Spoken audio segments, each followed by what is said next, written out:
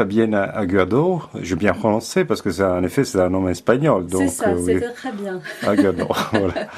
Donc vous travaillez dans le CCI depuis le début. Le CCI, on l'a déjà dit, mais c'est le Centre des écritures cinématographiques. Voilà.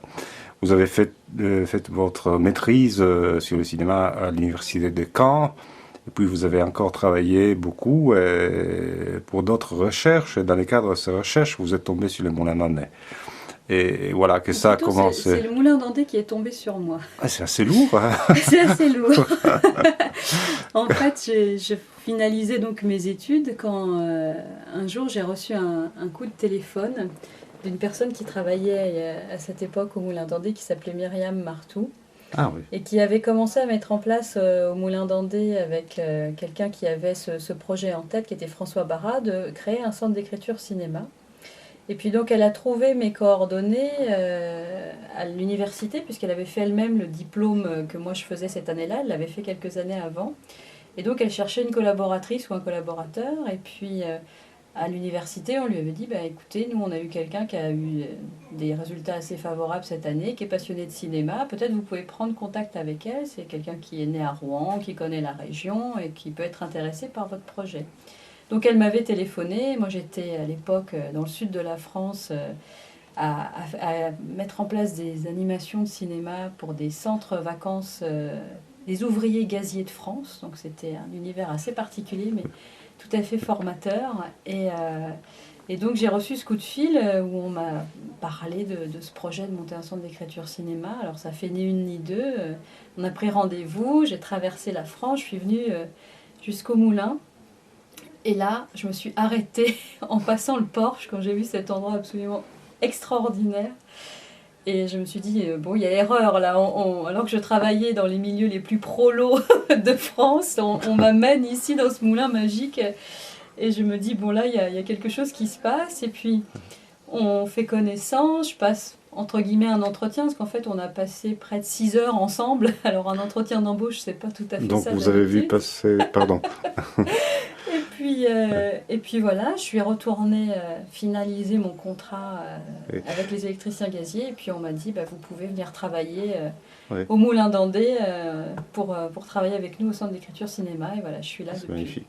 Vous avez connu des dizaines de cinéastes donc depuis 10 ans. Donc, Oui, euh, des cinéastes et français et internationaux. Donc ça, c'est oui, moi tout à fait aussi, passionnant. tout à fait hasard, j'ai rencontré par exemple au mois d'octobre l'auteur de Paloma ou Délice Paloma, d'Élise Nadir Paloma. C'est très Mouknesh. très très beau film, oui.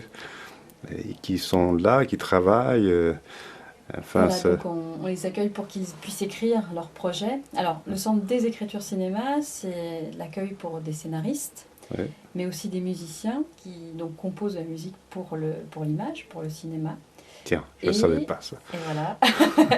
Et enfin, c'est une part minoritaire de notre accueil, mais Hein. tout de Ouais. même on le fait. On a eu un partenariat assez important avec la SACEM, qui est donc Ouais. l'organisme en France qui C'est la gère les droits Société des d'auteur. auteurs, oui. Voilà.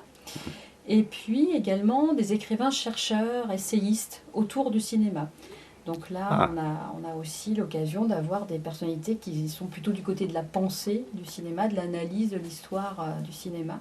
Et donc les trois secteurs peuvent se rencontrer, ce qui est assez riche, puisque déjà les compositeurs ne connaissent pas les réalisateurs et vice-versa.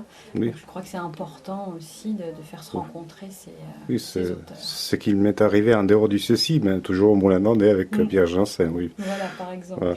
Et là, il y a eu aussi des prix, enfin, pour les réalisateurs.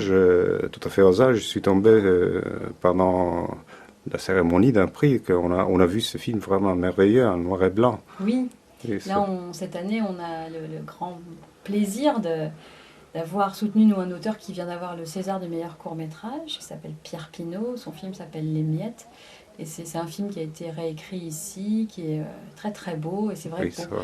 sur les 10 années du Centre d'écriture cinéma, on est assez fiers, entre guillemets, parce qu'il y a quelques films qui, bon, nous on n'est pas sur le cinéma commercial, donc c'est Oui. pas des nombres d'entrées faramineux.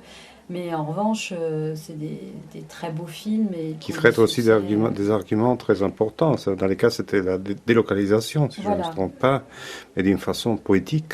vraiment. Absolument. Oui, Donc c'est c'est très- vrai que nous, on essaie de soutenir des projets qui ont des sujets forts, des sujets, si possible, originaux, peu traités, avec des partis pris d'auteurs bien trempés. Donc c'est vrai que pour le coup, on a envie de défendre un cinéma qui est plus fragile, et donc on laisse à d'autres le soin de s'occuper de films plus commerciaux, et nous, on essaie de mettre le pied à l'étrier à des jeunes auteurs.